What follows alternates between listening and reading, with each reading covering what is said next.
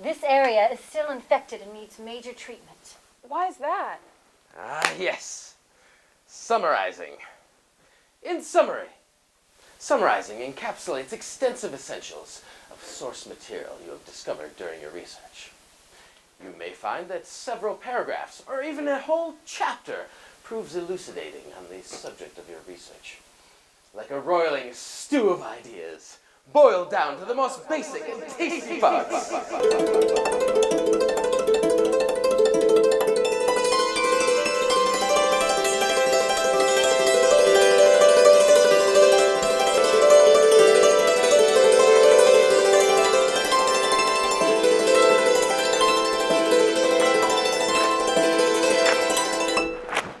Summarizing doesn't make any sense. Summarizing is another way to bring large chunks of information into your research paper. You may find several paragraphs, or even an entire chapter, that covers an important concept for your research. The most important factor for a good summary is that you never lose sight of the author's original intent and meaning. But how do I do that? How long is a summary? First, you must fully understand the passage before you try to condense it into a shorter form. A summary may be as short as a single sentence or as long as several paragraphs, depending on the purpose of the summary and the amount of detail you want to highlight. I bet you want an in-text citation in there too. Of course, whenever you use someone else's words or ideas, you have to cite your original source. For example, if you are doing a summary paragraph, you could introduce the author in the first sentence and put your citation at the end of the last sentence of the paragraph.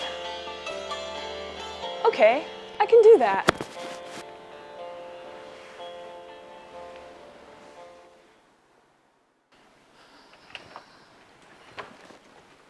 Oh, hi. I'm Gwen from YC News.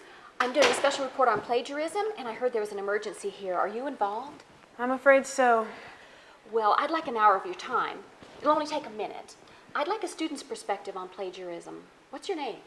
My name's Ima Tryant, but I only have a few minutes. I have to get back to the OR. Well, can you tell us what you know about avoiding plagiarism? Well, I now know that you want to use a direct quote for emphasis and to reinforce your point. But when you use too many direct quotes, it looks like you haven't done much of your own analysis. I also learned how to condense a large amount of information by summarizing. And whether you're using a direct quote or summarizing, it's important to include that in-text citation. Well, that's it. I gotta get in there now.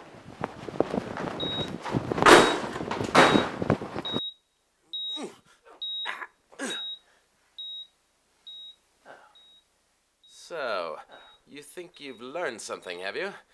Well, come over here and tell us something about paraphrasing. Paraphrasing? No one told me about that. Throughout your research, you will surely find interesting things to include in your paper. But one way to avoid using too many direct quotes is by employing the time-honored technique of paraphrasing.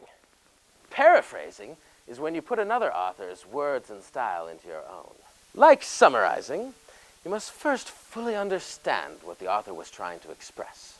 But you can't include any of their unique language from that quote. Instead, you have to put it into your own words and style. Unlike summarizing, you're not trying to condense the passage. Instead, your paraphrase should be just about as long as that original passage. And I bet you there's an in-text citation in there too, huh? Oh, yes, there is.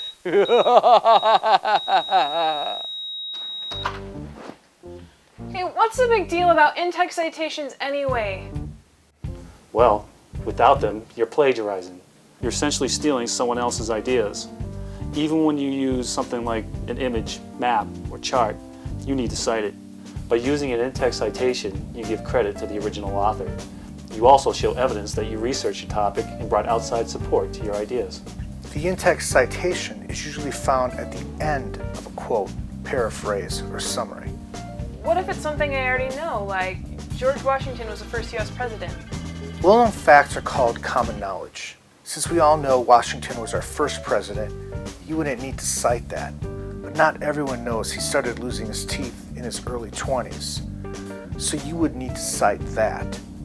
Always be careful when dealing with common knowledge. What may be well known to you in your interest or field of study may not be common knowledge to your readers.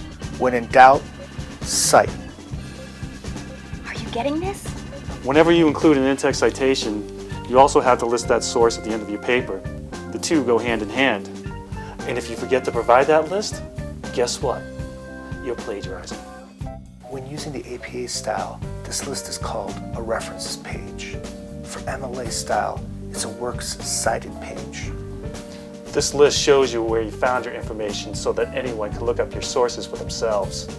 Hopefully, you kept track of all the sources you found so you don't have to go back and find them again. Mr. Q, now it's your turn. APA and MLA are just two of the many different style formats. Always check with your instructor to verify which style to use. Yavapai College Library has many style guides to help you format correctly. You can use one of their online tools like Citation Machine, but only as a guide. They're not always accurate, so double check your results with the style guide. And cut. That's a wrap. One last thing, Ima. We've only covered the basics of citing sources today. There's many kinds of sources that you can use. There are many ways to format them. Bottom line is, it's up to you to use the tools we've given you to get it right. Finally! I can go fix the rest of my paper!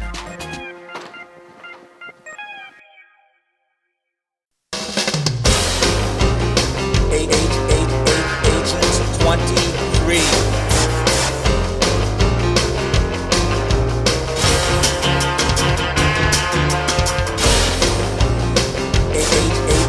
Agent 23.